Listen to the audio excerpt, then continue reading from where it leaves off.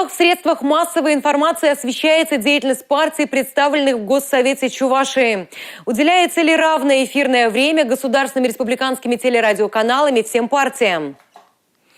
Эти вопросы обсудили в рамках круглого стола, который организовала Центральная избирательная комиссия. В нем приняли участие руководители СМИ и представители партий.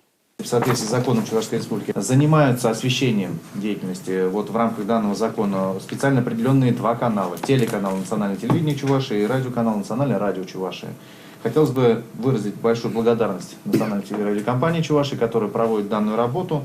Вот опять же, несмотря ни на что, продолжает увеличивать объемы. Значит, вот хотелось бы отметить такую особенность, что в 2022 году у нас политических партий, представленных в Госсовете, стало больше. То есть, если раньше мы представляли эфир, вернее, Национальная телерадиокомпания представляла эфир для 4 политических партий, обязана была равный объем представлять им, то сейчас это их уже 6 политических партий.